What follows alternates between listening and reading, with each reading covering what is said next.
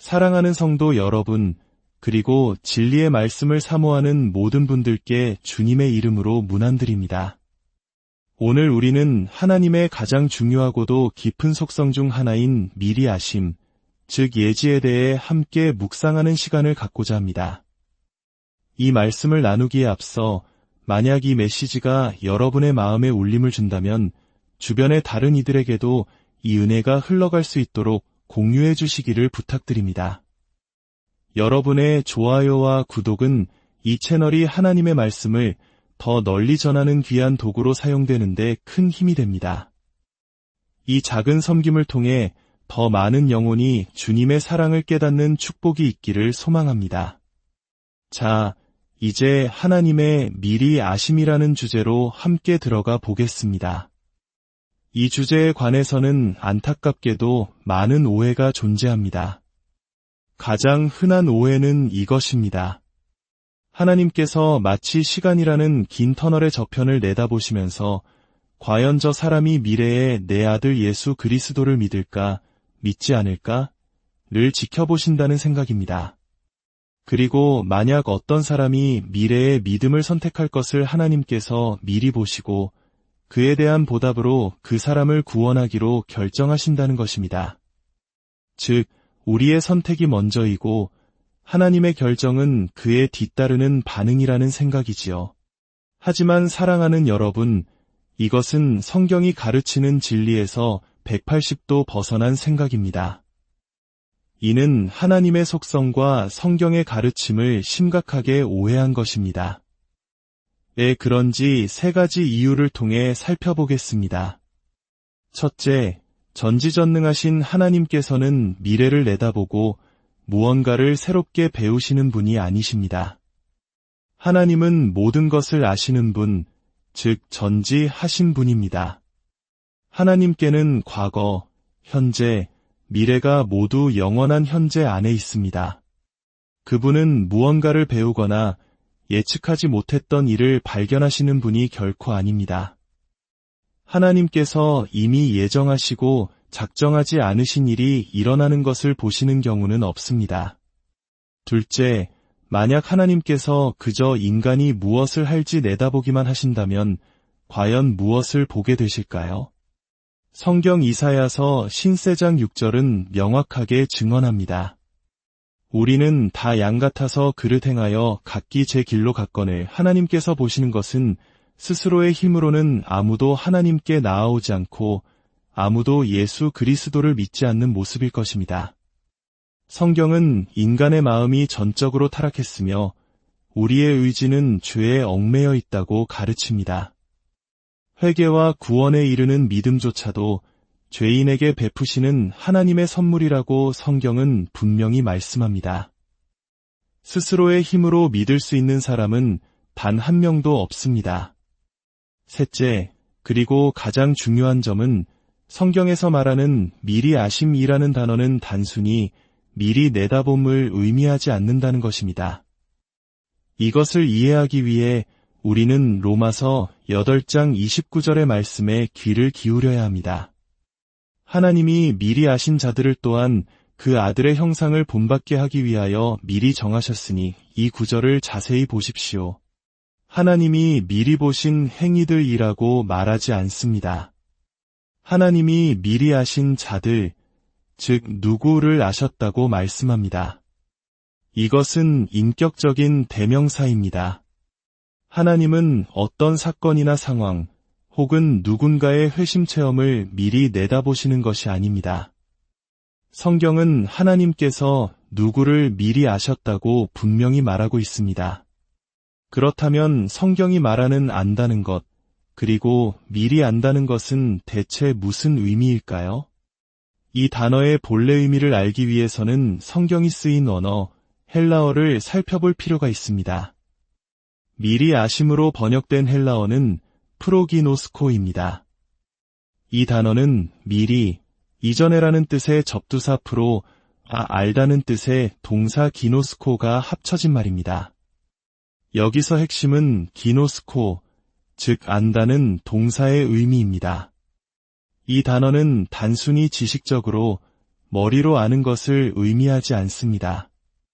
성경에서 기노스코는 지극히 인격적이고 친밀한 사랑의 관계 속에서 아는 것을 의미합니다. 마치 남편이 아내를 알고 아내가 남편을 아는 것과 같은 세상 그 누구와도 나눌 수 없는 깊고 특별한 관계를 말합니다.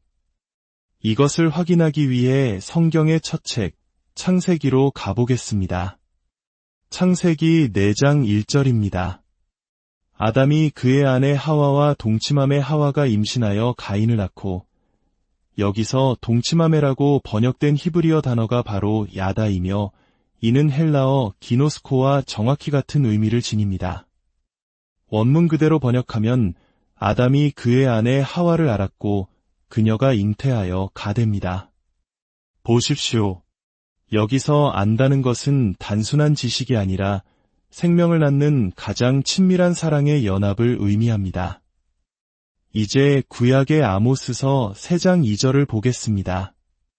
하나님께서 이스라엘을 향해 이렇게 말씀하십니다.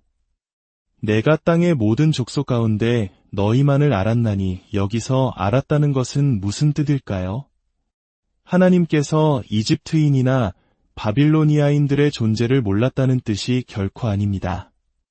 이는 하나님께서 세상의 수많은 민족 중에서 오직 이스라엘을 특별히 선택하여 사랑하시고 언약을 맺으시고 그들과 특별한 관계를 맺으셨다는 의미입니다.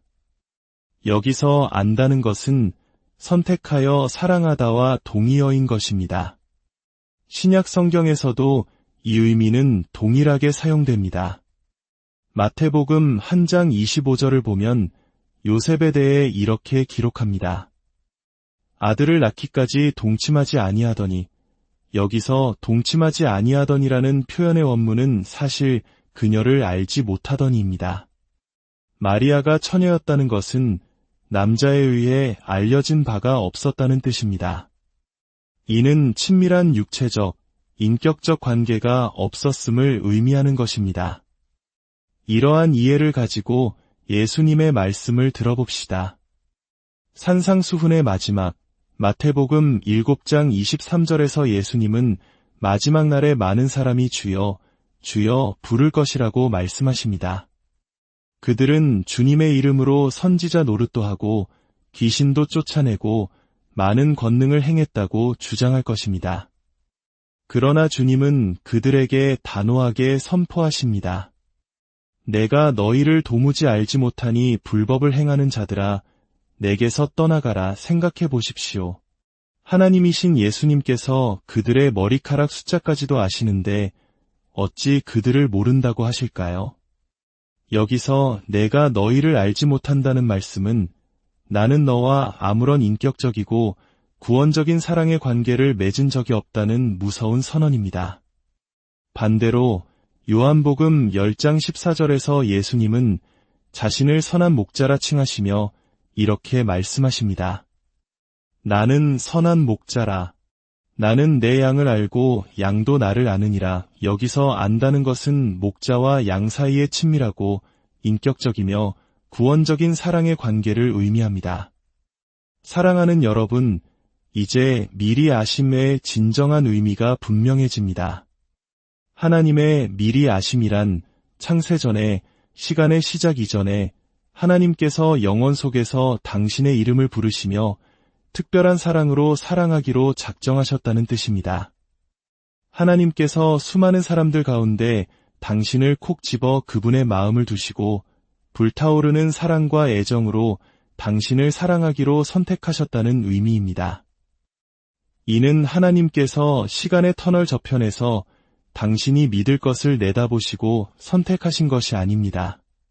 반대로 하나님께서 영원 전부터 당신을 먼저 아시고 즉 먼저 선택하여 사랑하셨기 때문에 그 사랑의 결과로 당신이 믿음에 이르게 된 것입니다. 당신의 구원은 당신의 예견된 믿음에 근거한 것이 아니라 하나님의 주권적이고 영원한 사랑에 근거한 것입니다. 이 진리는 사도행전 2장 23절에서 예수 그리스도의 십자가 사건을 통해 더욱 명확해집니다. 베드로는 설교하며 이렇게 외칩니다. 그가 하나님께서 정하신 뜻과 미리 아신 대로 내준 바 되었거늘 예수님의 십자가는 우연히 일어난 비극적인 사건이 아니었습니다. 하나님 아버지께서 미리 계획하시고 작정하신 일이었습니다. 하나님께서 미리 아셨다는 것은 그분의 아들 예수를 갈보리 십자가로 보내기로 한 그 계획을 영원 전부터 사랑으로 정하셨다는 의미입니다. 아버지 하나님께서 아들을 미리 사랑하셨고 그 사랑 안에서 구원의 계획을 세우셨던 것입니다. 이 원리는 베드로전서 1장 2절에서 우리에게도 동일하게 적용됩니다. 곧 하나님 아버지의 미리 아심을 따라 성령이 거룩하게 하심으로 순종함과 예수 그리스도의 피뿌림을 얻기 위하여 택하심을 받은 자들에게 편지하노니 우리가 택하심을 받은 근거는 바로 하나님 아버지의 미리 아심, 즉 그분의 미리 하신 사랑입니다. 성도 여러분, 이것이 얼마나 놀라운 은혜입니까? 당신의 구원은 어제의 결심이나 내일의 불확실한 믿음에 달려있는 것이 아닙니다. 당신의 구원은 영원 전부터 당신을 아시고 당신을 특별히 사랑하기로 작정하신 하나님의 변치 않는 사랑에 뿌리를 두고 있습니다. 하나님께서 당신의 이름을 어린 양의 생명책에 창세전에 기록하셨습니다. 그리고 말씀하십니다. 너는 내 것이라.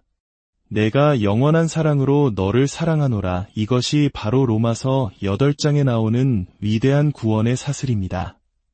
미리 아신 자들을 또한 미리 정하시고 미리 정하신 그들을 또한 부르시고 부르신 그들을 또한 유롭다 하시고 유롭다 하신 그들을 또한 영화롭게 하셨느니라. 우리의 구원의 시작부터 끝까지 모든 것이 하나님의 주권적인 사랑과 은혜로부터 비롯됩니다. 그렇기에 우리는 천국에 가서 위의 면류관을 받을 때 그것을 단 5초도 머리에 쓰고 있지 못할 것입니다. 우리는 즉시 그 면류관을 벗어 주님의 발 앞에 던지며 고백할 것입니다. 모든 것이 주님으로부터 나왔고 주님을 통하여 이루어졌으며 주님께로 돌아갑니다. 저를 선택하신 분도 주님이시여 구속하신 분도 부르신 분도 예정하신 분도 주님이십니다. 모든 영광을 오직 주님 홀로 받으시옵소서. 사랑하는 여러분, 당신을 향한 하나님의 사랑은 당신의 어떤 조건이나 행위를 보고 시작된 것이 아닙니다. 그것은 시간과 공간을 초월한 영원한 작정이며 선택적인 사랑입니다. 이 흔들리지 않는 진리 위에 굳건히 서시길 바랍니다.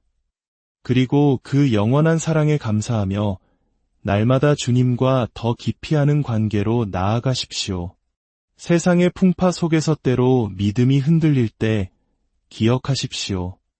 창세 전부터 당신을 아시고 사랑하신 그 하나님의 손이 지금도 당신을 굳게 붙들고 계십니다.